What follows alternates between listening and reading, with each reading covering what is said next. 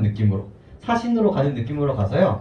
이 청나라를 바라보는 관점들이 조금씩 변화하거든요. 처음에는 이제 청나라가 개쩔어. 그래서 우리나라도 좀 이거 해야 돼. 라는 이런 감정에서 청나라 좋긴 한데 너무 좀 스타일 심하고 좀 그러네? 약간 부정적인 감정으로 이제 변화하는 양상들을 보이거든요. 역사적으로. 일단은 노베스를 한번 풀어봅시다. 아, 이게 공부가 안 되고 이미지가 없으면 이게 힘들구나. 근데 해석만 하면 끝나는 지문들이라 쉽게 생각하면 되게 쉬워요. 그냥 말 그대로 그냥 정보 전달이거든요. 이런 거 다 끝이야. 문학적 요소가 없어. 그래서 안 나와 수능에. 하지만 연행가는 나올 만해요. 그래서 한번 봅시다. 풀고 얘기해보죠.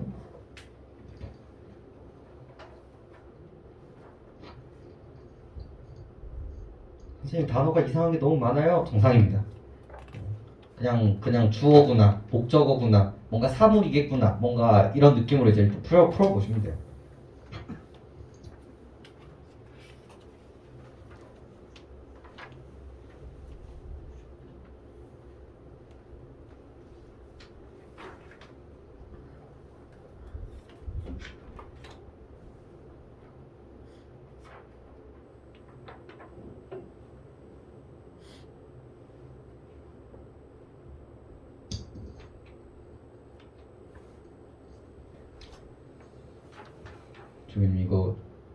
조교님 거예요? 이거 이렇게 하면 저 마우스 하다가 떨어져가지고 어색한 사이 될 수 있어요. 예. 뒤쪽에다가 해줄래요? 거기 뒤에 없어? 뒤에 있지? 여기 있어요. 뒤에다 해줄래요? 우리 알바비보다 더 많이 나갈 수 있어. 맞습니다.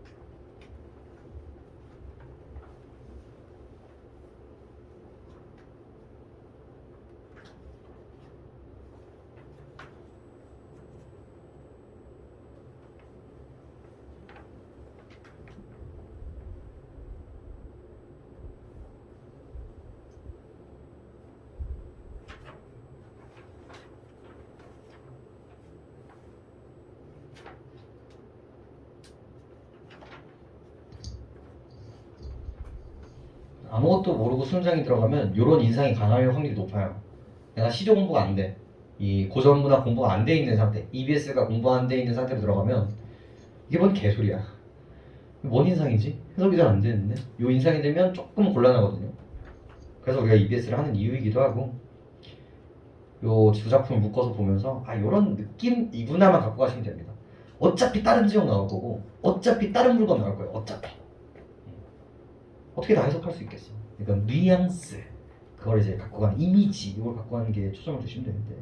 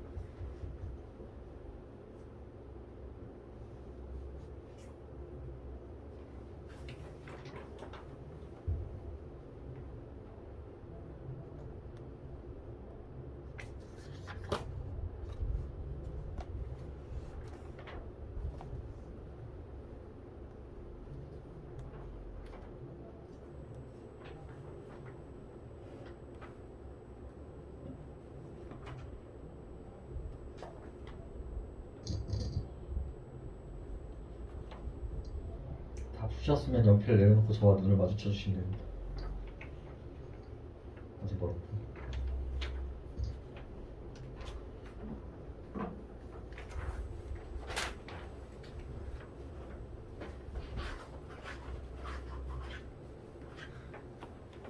내 집 동네 아니야? 들어봤어? 예전에? 학교에서?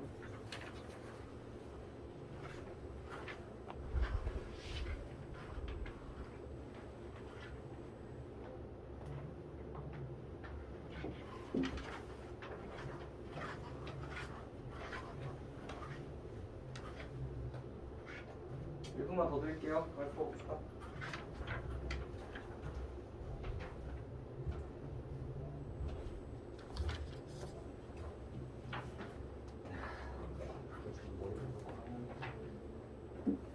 뭐야, 어떡하지?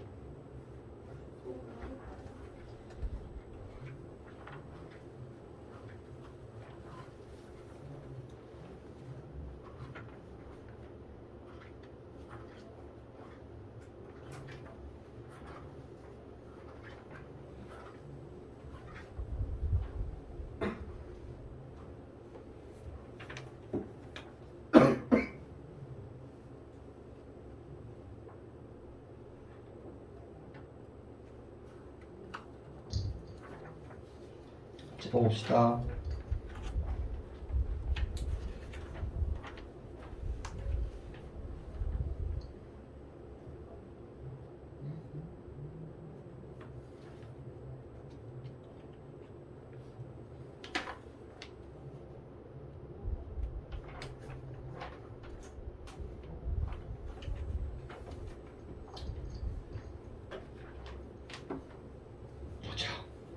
자, 이 글의 시작은 우리 238페이지, 4번 문제. 4번 문제부터, 4번 문제요. 4번 문제에서 좀 시작을 해야 돼요. 4번 문제 보기에서 이 두 작품의 맥락들을 조금 얘기를 해주고 있죠. 이 병자호란 이후로 조선은 청나라에 매년 정기적, 비정기적으로 시행을 갔는데 이러한 시행에서 사대부들은 중추적인 역할을 수행했습니다. 당시 지배계층에 속했던 사대부들은 관념적, 감정적으로는 청나라를 부정적으로 바라보며 그들에 대한 우월의식을 바탕으로 그들을 업신여기고 비판했었죠. 그러나 사대부들은 선진 문물을 배운다라는 입장에서는 새롭게 접한 청나라의 문물을 객관적으로 소개하거나 이에 대한 긍정적으로 평가하며 놀라워했습니다. 자, 이거 보면서 대칭이 나온다는 거, 대비가 나온다는 거 이해하셔야 돼요. 감정적으로는 어때? 명나라가 아니야. 우리 선배가 아니란 말이야. 오랑캐란 말이에요. 그래서 업신여겨요. 도덕적으로는. 하지만 문물들, 실학을 기반으로 하는 막 나침판, 선글라스, 망원경 이런 거 어때? 놀라워라. 객관적으로 저수를 하려고 노력을 했었단 말이에요. 그래서 두 가지 감정이 같이 나왔잖아. 그럼 문제 어떻게 해야겠어? 업신여김을 놀라워라로, 놀라워라를 업신여겨구나로 낼 확률이 높겠구나라는 생각을 하고 들어가야 돼. 이 문제를 들어가기 전에. 아닐 수 있지만 그 맥락이 1번 맥락이라는 걸 생각을 해야 된다고. 그 다음에 한편 시행에 참가한 이들은 자신의 사행 경험을 다양한 방식으로 기록했는데 이들이 남긴 사행에 관한 기록을 통해 사행자들의 여정이나 청나라와 외래 문물을 바라보는 사행자의 개성적인 인식을 확인할 수 있습니다. 그래서 두 작품의 차이점에 대해서 조금 우리가 인지를 할 필요가 있겠거든요. 자, 읽으시면서 느끼셨을 거예요. 와, 해석이 진짜 안 된다. 그리고 이제 평가 문제집 보셔도 그렇게 자세하지 않습니다. 이거 내신이랑도 연결되어 있는 부분이기 때문에 좀 디테일하게 보려고 자료를 준비해놨거든요. 페이지 어디로 돌아가시면 되냐면요. 뒤쪽으로 쭉 가셔서 47페이지로 시작을 해보죠. 그래서 어휘랑 해석이랑 의역이랑 잘 달아놨으니까 같이 읽어가면서 좀 따라와 봅시다. 자, 이 작품은 뭐 작품? 자, 우리 저번 시간에 제가 영상 2개 올려드렸을 거예요. 자, 극갈래 01, 02 올려드렸습니다. 물론 내신 바꾸신 분들은 이제 못 보셨겠지만 01이 뭐가 있냐면 양주별선대 놀이 있고요. 백석고 분들은 보셨나요? 봤었어야 해. 02가 뭐였어요? 수레바퀴였어요. 근데 그 수레바퀴를 지은 이가 오늘 박지원 아저씨입니다. 그 아저씨가 처음이에요.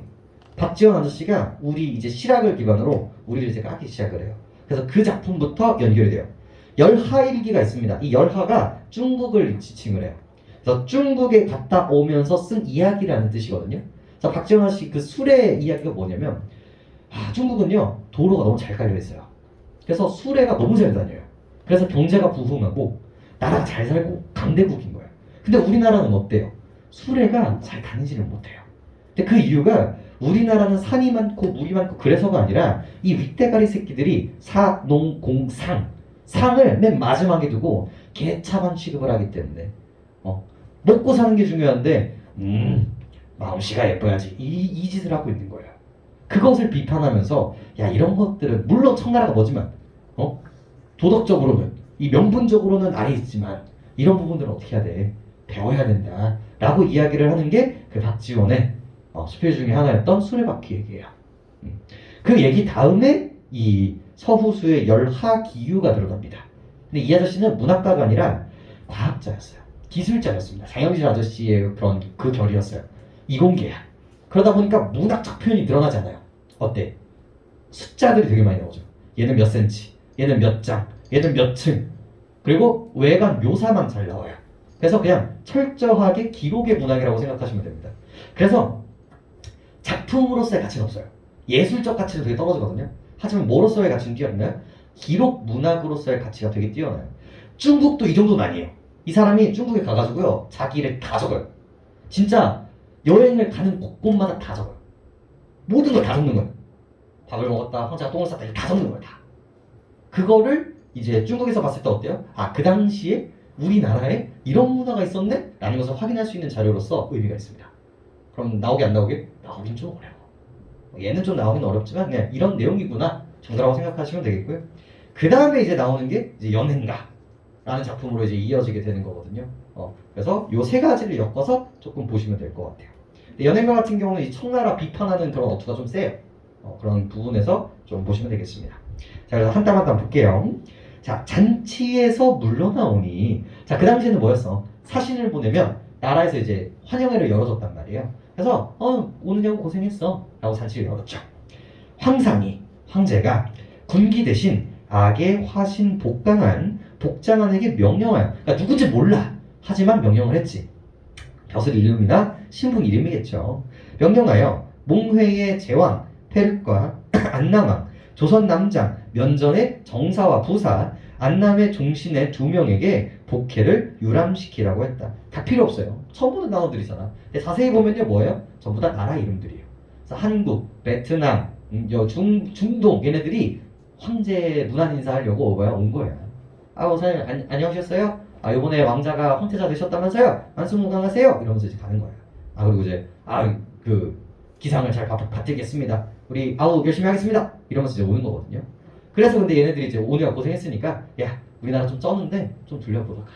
자 그러면서 이제 그 당시 황제들의 문화를 좀 보실 필요가 있는데 황제의 소일거리들이 있어요. 자 우리가 돈이 많이 벌면 벌수록 거처하는 집들이 좀 바뀌잖아요. 그죠? 이제 한 채에서 아파트로, 아파트에서 이제 타워 팰리스로. 근데 진짜 부자들은 모여 살까? 진짜 개부자 아니지. 자기 뭘 지어요? 집을 짓고 저택을 짓는 거죠. 실제로 들어가면 띵동 누르면 현관문이 나오는 게 아니라 정원문이 나오죠. 그래서 길을 들어가는 거야. 산으로 이렇게 들어가는 거지. 그리고 가다 보면 또 이제 문이 나와요. 띵동 하면은 또 들어가는 거. 그런 식으로 계속 들어가야 된단 말이에요. 돈이 많으면 많을수록 어떤 욕구가 있어요? 자기의 그런 공간을 만들려는 욕구가 있어요. 근데 이 사람은 중국 황제야. 전 세계에서 돈이 제일 많아요. 전 세계에서 노동력이 제일 많고요. 전 세계에서 가장 권력이 큰 거예요. 진시황 생각해보세요. 만리장성 써요. 그래서 황제예요. 근데 이제 황제가 자기 소일거리로 뭘 하냐면 자기 정원을 꾸미는 걸 되게 좋아해요. 근데 중국이잖아. 스케일이 달라요. 우리나라 불국사 그런 거가 한 톨이야. 그러니까 불국사를 취미생활로 만드는 거야. 그리고 거기는 경관들이 되게 뛰어나죠. 그래서 돌 깎아가지고 동상 만드는 거야. 돌 깎아가지고 그러니까 우리가 정원 가꾸듯이 그 자연 경관에다가 건물을 짓습니다. 그러면서 여기는 누구누구 왕의 정원, 여기는 누구누구 왕의 정원. 근데 이때 건축에 온갖 지식들이 다 들어가요. 지금은 이제 서양이 과학이 조금 더 발전하는 그런 흐름이었잖아요. 근데 이때는 누가 짱이었어? 중국이 짱이었어. 종이, 화약, 천문학 다 누가 먼저였어요? 중국이 먼저였단 말이에요. 그때의 그런 지식들이 다 여기다 들어갑니다. 그리고 서양의 건축 문학 막 이런 거 있잖아요. 다 여기 집약이 되어 있어요. 그래서 그런 것들을 이제 자랑하듯이 보이는 거야. 내 힘이 이 정도다. 우리의 과학적인 그런 우리 건축하기, 우리의 미학이 이 정도다. 그러니까 나한테 말 잘 들어라. 이런 맥락이라고 생각을 해주시면 되거든요. 그래서 여기 또 이제 뭐 자기 정원을 보여주거나 아니면 자기 동네의 가장 아름다운 전경, 자연들을 보여주는 맥락이라고 생각하시면 돼요.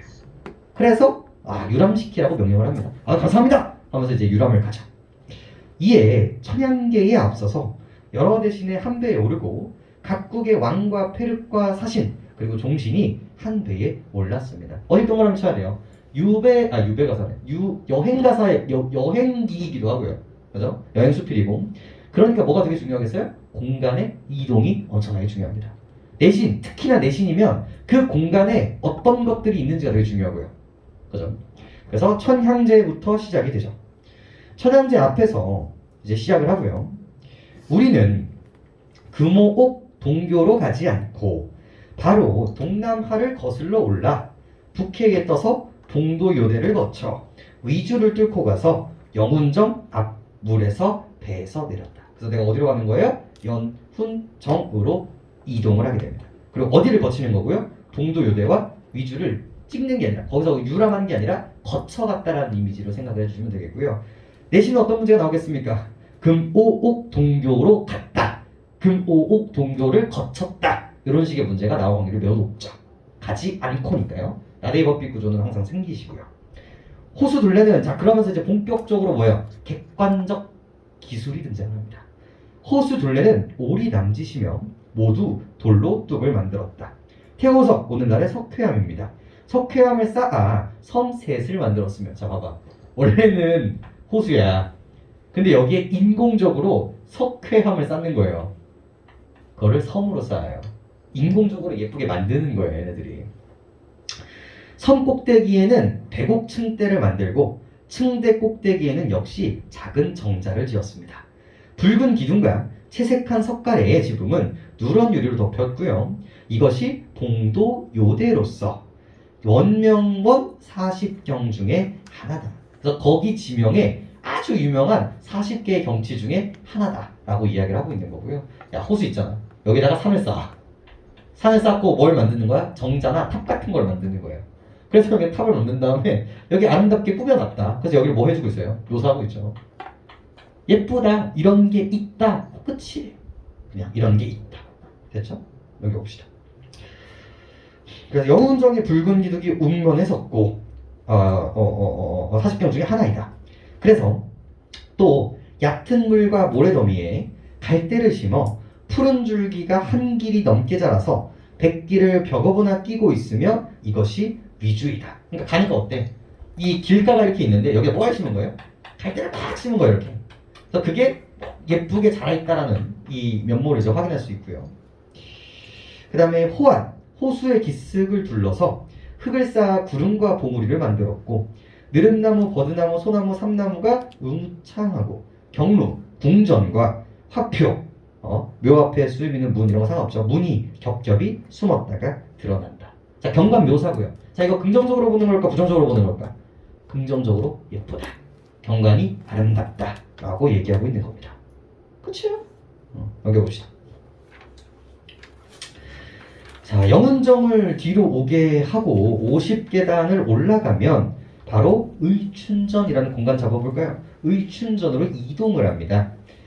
이전엔 2층이며 복도에 조각한 창에는 금빛과 벽색, 이 푸른빛이 서로 비쳐 빛나고 위에는 누런 유리기와를 덮었으며 편액, 액자에는 방호, 승격, 이 신성이 산다는 그 경치, 신성이 사는 경치를 볼 수 있는 정자, 이런 뜻의 현판이 붙어 있었다. 또 뭐예요? 경관묘사. 공간의 이동 정도만 잡아주시면 되겠죠. 안에는 금불 세구를 안치하고 고동정이와 금주옥패 등 기완 등을 배열하였다. 그러니까 여러분들 고동정이, 금옥주패, 기완 이런 게 뭔지는 몰라도 금불 정도는 알 수 있거든요. 이 금불상, 부처님 상이었던 거예요. 그러니까 이 안에 뭐가 있는 거예요? 잘 꾸며놨다. 부처님 상이 있고요. 고서들이 꽂혀져 있고요. 아름다운 장신문들로 치장이 되어 있다라는 뉘앙스만 갖고 가면 되는 거예요. 이런 글감들에서는. 어차피 다른 공간 나올 거야. 만약에 순이 나오면. 근데 어떻게 그걸 다 해서 그래. 금축 아첨이 서가와 책상에 가득하니 이는 다 법서고 이는 다 명화다. 그리고 그 당시에 책이 흔했을까 귀했을까? 귀했겠지. 그림은 귀했겠지. 아, 우리 이 정도로 부자다. 이런 거 보여주는 거예요. 진정 궁궐의 뜰 좌우에는 고동 화로를 안치했으며 높이는 2장, 지름은 5척 남짓한다. 그래서 이런 수량들이 계속 나오거든요. 수치들이. 이런 것들이 이제 객관적 묘사, 이 과학자로서의 면목을 보여주고 있는 그런 부분들이에요. 회란전에는 동북쪽으로 구불구불 그다음에 의춘전 뒤에는 어디 공간 어디입니까? 회란전이 있으며 제도는 의춘전과 같고, 그러니까 위 앞에 묘사했던 그 제도, 만드는 방법, 만드는 그런 모습은 의춘전과 같고 안에 역시 금부를 안치하고 금옥기관을 버려놓았다. 그래서 회란전도 소개하고 있고요. 회란전 동쪽으로 구불구불 면리를 가면 그래서 또 공간의 이동이 일어나주고 있죠. 그 사이에는 서양 천주당의 규모를 번떠 혹은 모나고 둥글며 혹은 육면 팔면으로 석회와 기와 가루를 반죽하여 층루를 지어놓았습니다. 여러 층으로 지은 누각, 즉 이런 느낌이죠. 여기 위에 또 칸 있고 또 칸 있고 또 칸 있고 또 칸 있고, 그럼 사람이 여기서 뭐 하는 거예요? 덩치 보면서 노는 거예요. 경망대를 만들어 놓는 거거든요. 그죠? 누각이 있었고 우리는 한 칸이잖아. 근데 얘네들 몇 칸 지어놓은 거야? 개 크게 지어놓은 거야. 아파트처럼. 꼭대기는 장막을 덮은 것 같고 벽에는 신선과 조수를 조각하였다. 다 예술미죠. 상에는 유리 혹은 양각을 끼웠고 누각 앞에는 옥난간과 돌계단이며 모두 둥근 못이 있었다. 보세요. 유리 같은 것들을 그 당시에 건축에 사용했다. 아주 높은 과학적인 모습을 보여줄 수 있다는 것도 확인할 수 있고요. 오동으로 12층 쌍탑을 섬 가운데 만들어 놓기도 했고 오동으로 원숭이, 학, 코끼리, 사슴 등 못가에 만들어 놓기도 했다. 그 당시 취미가 뭐라고요? 자연경관을 예쁘게 만드는 거라고요. 그래서 나무로 깎아가지고 예술 작품들을 이제 동상, 우리 공원 가면은 중간중간에 이제 동상 서 있잖아요. 그런 이미지로 깎아놓는 거예요. 그 당시도 이제 자연경관을 만들었고 태호속으로 못 가운데 섬을 쌓고 섬 위에는 오동으로 원숭이가 일산을 펴고 웅크리고 앉은 형상을 만들어 놓기도 했다. 오늘날의 분수 생각하시면 됩니다. 분수인데 원숭이 모양으로 이러고 있는 거예요. 그런 맨날 그런 거 있잖아요. 서양 가면 뭐가 되게 유명해. 우리 꼬마 천사가 꼬추에서 뭐 나와요? 좀 쌍스러웠나? 뭐라고 하는 게 맞지? 그 생식기? 근데 거기에서 이제 물 나오는 그게 되게 유명하잖아요. 여기도 마찬가지인 거예요. 이렇게 분수가 있고 그 주변에 장식물들을 이제 묘사하고 있는 거예요. 누각 위에서 기계를 조각하면 탑 모퉁이와 일산 꼭대기, 짐승의 입과 새의 부리에서 뭐가 나와요? 물이 비오듯 뿜어나옵니다. 지규 정도는 잡아주실 필요가 있겠고 오동으로 12시 신상을 만들어 못가에 둘러서 기계를 조종하면 그 시에 해당하는 신상만이 물을 뿜고 다른 신상은 뿜지 않습니다. 야, 이게 뭐예요? 물시계야. 한시 하면 뭐야? 한시에 해당하는 동물에서 물을 뿜는 거고요. 3시, 11시 하면 거기에 해당하는 물의 동물이 물을 뿜는 그런 높은 과학 기술을 보유하고 있다. 이런 부분들을 이제 확인하고 있을 수 있죠. 각 누각에는 단양, 어탑을 설치하고 금과 옥으로 만든 기완과 고동정, 유리병풍 등이 버려져 있었고요. 종이를 뭉쳐서 한자 남짓한 동자, 남자아이를 만들어서 어탑 좌우 궤양 안에 마주보게 하였다. 종이로 만든 예술품도 있었고요. 왼쪽 동자는 천금을 끼고 있고 오른쪽 동자는 옥적을 비고 있었다. 다 천금, 옥적 전부 다 악기들이고요. 우리 서양 문화 가면은 뭐야? 비잔틴 막 이런 거 있을 때 성당 같은 데 보면 위에 뭐 있어요? 천사들이 나팔 불고 있단 말이야. 동양도 똑같아요. 동양도 신석, 그리고 항상 그 동자들 있죠? 그 동자들이 악기 치고 있는 거예요. 거긴 나팔이잖아. 우리는 뭐예요? 가야금. 이런 것들로 똑같다라고 생각하시면 돼요. 다 뭐야? 그림 묘사. 기관을, 공기가 흐르는 관을 궤인 바닥에 숨겨두어서 구경하는 사람이 궤 안 앞에 이르면 기관을 밟아서 뭐야? 두 동자를 움직입니다. 서로 돌아보며 웃으며 천금을 낀 동자는 악보를 따라 현을 두드리니 성률이 맑고 시원하고요. 서양 사람들이 수리가 아니면 누가 이것을 만들 수 있겠는가? 이 사람 어디 온 거예요? 놀이동산 온 거예요. 자, 놀이동산 와가지고 아이가 딱 서. 그럼 뒤에서 뭐야? 밟아.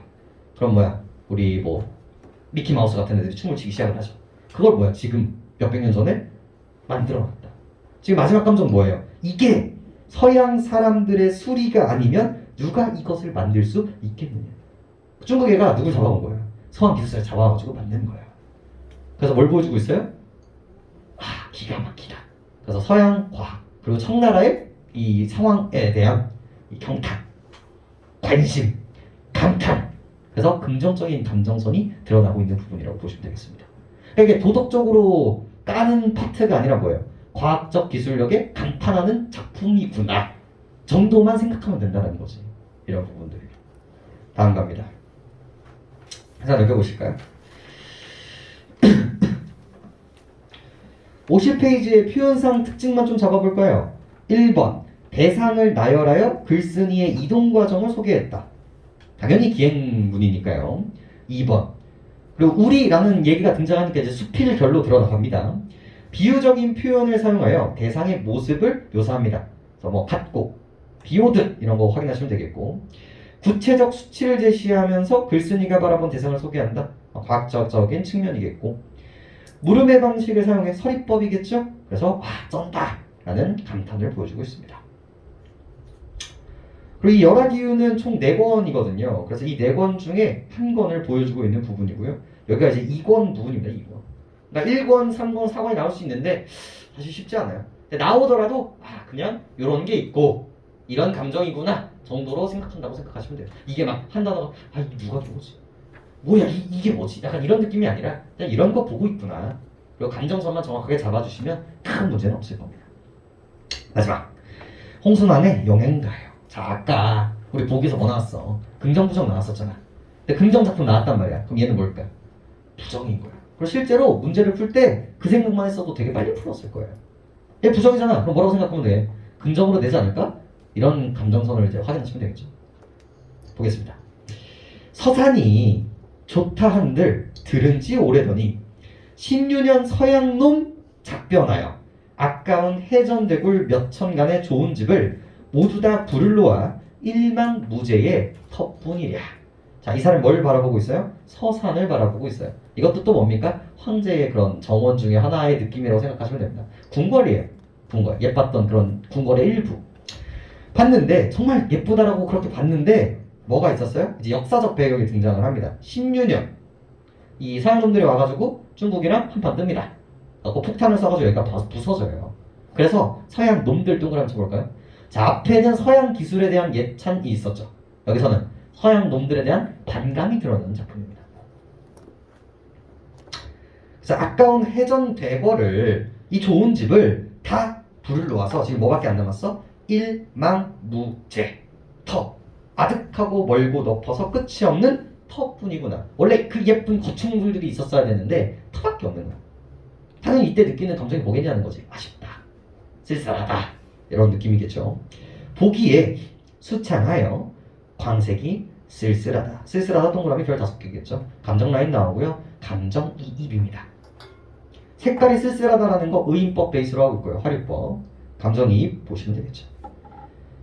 평지에 조산하고 평지에 산을 만들고 괴석가산을 쌓아서 돌로 인공적인 산을 만드니. 자, 뉘앙스 보시면 알겠죠? 아, 얘가 인공적으로 뭔가를 만들고 있구나. 만들어서 기염괴석 충충하고 고봉준령 중중하니 아름다운 푸른 봉은 산기가 요조하고. 아름다운 체크해볼까요?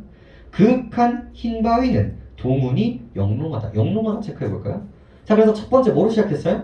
아, 터들이 망가져서 아쉽다. 쓸쓸하다. 근데 그 다음에 뭐예요? 여기 자연? 예쁘다. 그럼 뭐가 되겠어요? 대조대비가 되는 거예요. 그러니까 자연물들은 되게 예쁜데 오히려 뭐야? 그렇기 때문에 망가져 있는 게 더 부각이 되는 거야. 만약에 여기에 건물까지 있었으면 더 예뻤을 텐데 자연은 예쁜데 다 망가져 있네. 이런 감정선들을 보여주고 있는 부분들이에요. 심리 뻗친 산세의 기세가 바로 저기로구나. 그래서 산의 그런 위력, 산의 그런 아름다움을 보고 얘기하고 있는 부분들이고요. 산곡 틈틈이 언덕 위에 곳곳으로 여기저기 집이 있어 대포 그 생각도 장하구나. 그래서 대조대비하고 있는 거예요. 여기가 터전이 파괴돼가지고 쓸쓸한데 이렇게 사람들이 살아가고 있고 그 살아가고 있는 자연은 어때요? 예쁘구나. 대조대비를 하고 있는 부분들이고요. 화반석 3층 월대 저기는 밑줄이죠. 무슨 누가 더이며 백옥으로 새긴 성돌 저기는 무슨 정작 터인가. 지금 뭐야? 올 때 뭔가 터만 남아있어요. 이게 자연적으로 만들어진 거 아니야. 분명히 여기 뭔가 터만 있고 여기에 뭐만 있는 거예요? 이렇게 비석만 이렇게 있는 거예요. 분명히 여기 뒤에 뭐가 있었을 거야? 건물이 있었을 거고 여기 뒤에 누가 있었을 거란 말이야. 근데 있어 없어? 없단 말이에요. 그래서 의문형 어미를 통해서 거기에 대한 아쉬움을 보여주고 있는 거지.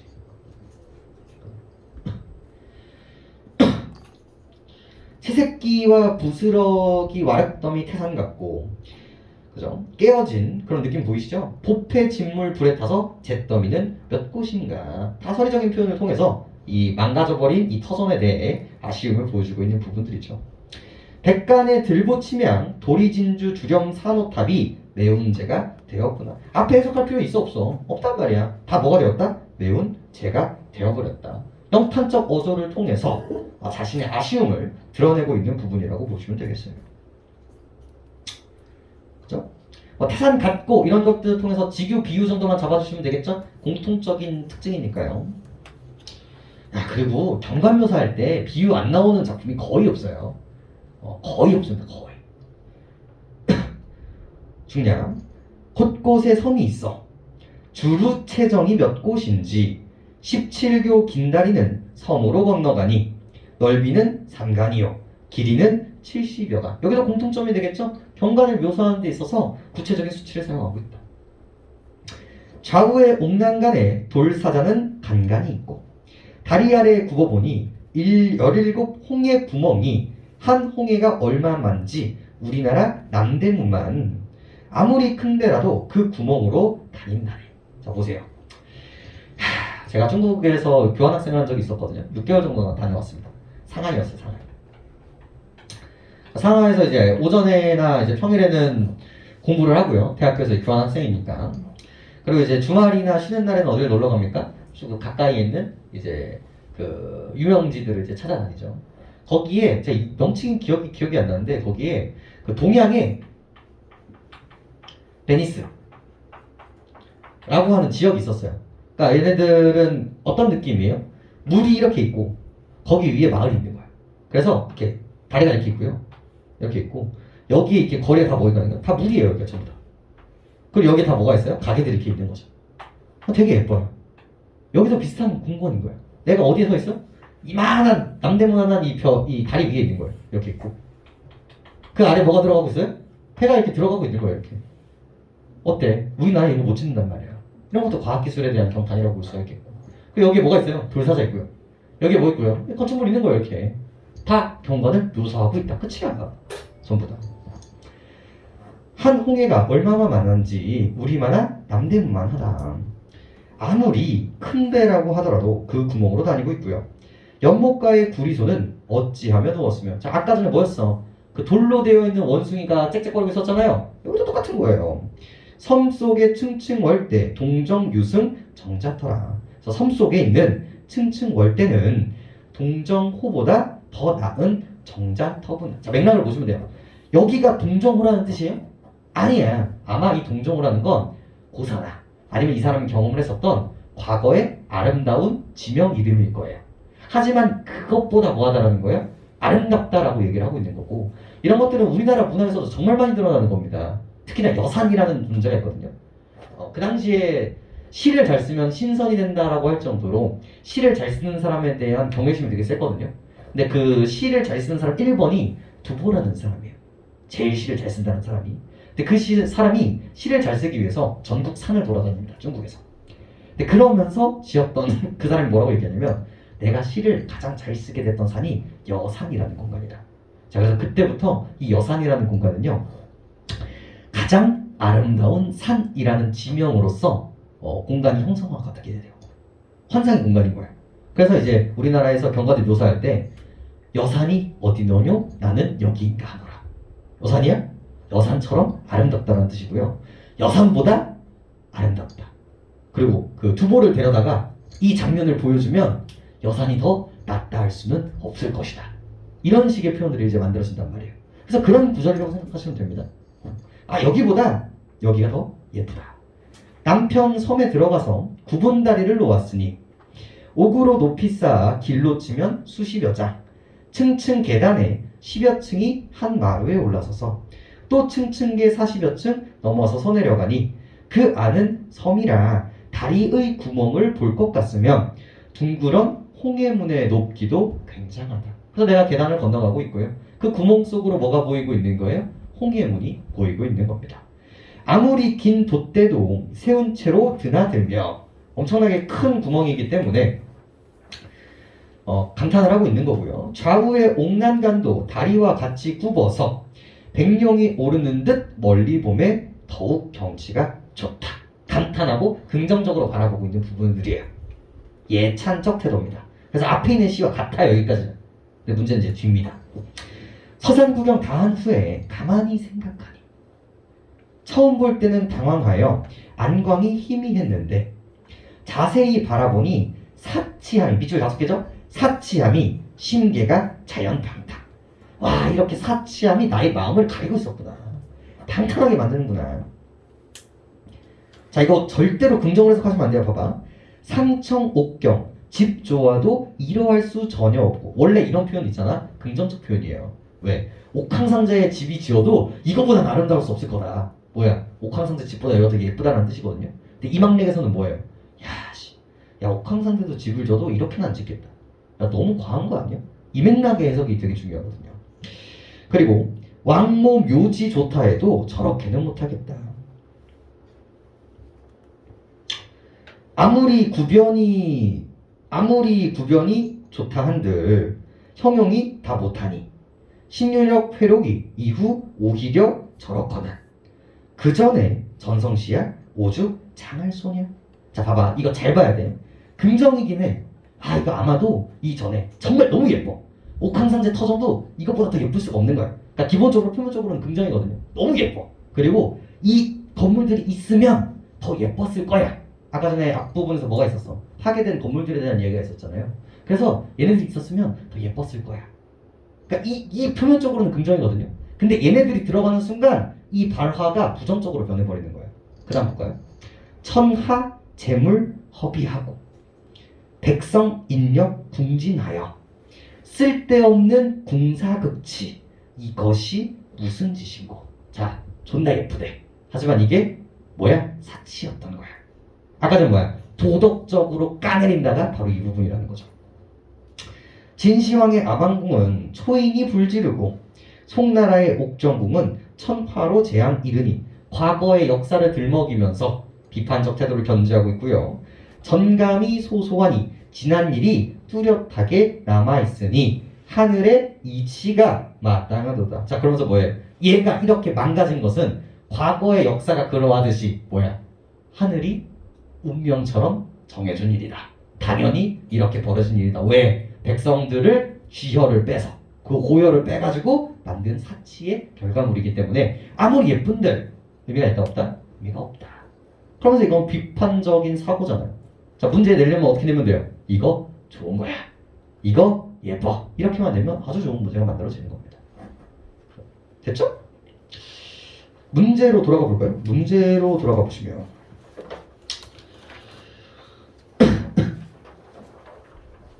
문제만 보면 끝이죠? 힘을 내봅시다. 1번 역사적 사실을 서술하면서 다가올 미래에 대한 기대감을 드러내고 있다. 연예가 같은 경우는 역사적 서신을 서술하죠. 하지만 이거를 왜 쓴 거야? 부정적인 감정을 표현하기 위해서 썼죠. 그래서 미래에 대한 기대감 개소리고요. 가인은 없습니다. 구체적 장소를 언급한 후에 그곳에 있는 대상들의 특징을 드러내고 있다. 이거가 틀리지 않다라는 거 정도만 받을 수 있으면 돼요. 그래서 2번 3번의 허무함에 대한 극복이지 개소리고요. 대상과의 조화를 추구하는 거 개소리고요. 기존에 있던 지식을 버린다 이런 것도 개소리죠. 넘겨봅시다. 2번 기억과 미음에 대한 이해로 적절하지 않은 것은인데 2번 보시면 되거든요. 두 대상의 외양을 묘사한 거 맞아요. 시간에 따라 대상이 바꾸는 거 맞거든요. 근데 뭐는 아니에요. 작동 원리가 달라지는 이유를 설명하지는 않아요. 그러니까 이게 바뀐다. 이게 1시가 되면 물이 내뿜는다인데 그 과학적인 그런 원리를 제시하지는 않고 있다. 그래서 2번이 되고요. 자, 3번도 포인트는 뭡니까? 마지막 줄이 포인트죠. 특히 목조로 된 전통 건축물은 모두 소실되어 터만 남게 됐고 오랜 시간이 흐른 뒤에는 일부 건물과 조경을 복원하였다가 포인트죠. 5번 읽어볼까요? 나이에서 17교 긴 다리를 통해 섬으로 건너가 바라보는 계곡으로 새긴 섬돌과 섬 속의 층층 월대기에 올라 서산의 풍경을 바라볼 수 있다는 것은 원명원의 일부 건물이 복원되었기 때문에 가능했군. 이거 나중에 복원된다는 얘기죠. 지금 망가진 상태에서의 감정을 보여주고 있기 때문에 개소리가 됩니다.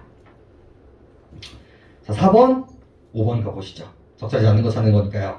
나에서 화자는 상천 옥경과 왕모 묘지에 비유하며 서산 풍경의 아름다움을 말하고 있는데 맞아요. 맞는 얘기예요. 근데 이를 통해 화자가 선진 문물을 배운다는 입장에서 새롭게 접한 청나라의 문물을 평가하고 있음을 얘기하고 있다. 뭐로 바꿔야 돼요? 도덕적으로 비판하고 있다고 바꿔야 된다는 거죠. 그러니까 이런 문제들을 1, 2, 3, 4번이 뭔지는 잘 모르겠어. 그냥 세모인 것 같아. 하지만 5번이 존나게 틀렸네라는 그 직관을 갖고 있어야 된다는 거예요. 뭘 통해서? 보기의 대칭을 통해서. 오케이? 그래서 5번이 되겠죠. 문제도 같은 결로 등장할 겁니다. 끝! 자, 과제. 몇 시니? 몇 시야? 미안해, 내가 시계 좀 챙겨볼게. 그래? 17분이야?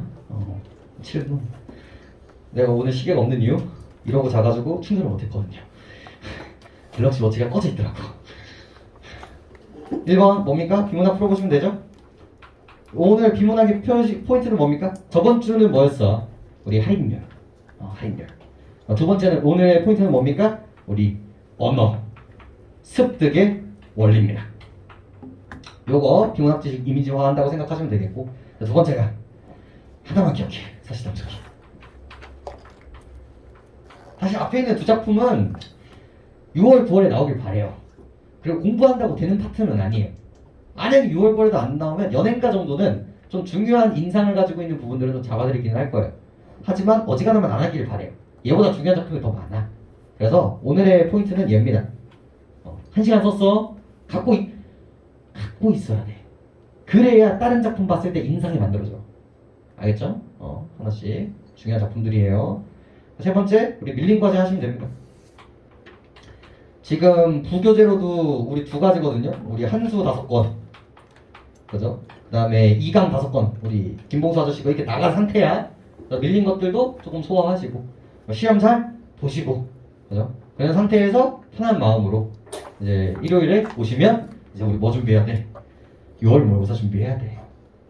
그래서 그때는 또 이제 저도 건강한 모습으로 만나서 또 열심히 공부 한번 해봅시다. 알겠죠? 그리고 이번 주는 목요일, 금요일 쉴게요. 목요일, 금요일 좀 쉴 테니까 월화수에 여러분들 시험 걸리시는 분들은 최대한 제 직전 보강도 하고 있으니까 한번 시간 좀 잘 잡아봐서 질문하실 분들은 질문하시고, 내신 문제는 이제 카톡으로 질문하셔도 되고요. 그렇게 시험 기간 좀 넘겨봅시다. 알겠죠? 고생하셨고 다음 주에 봅시다.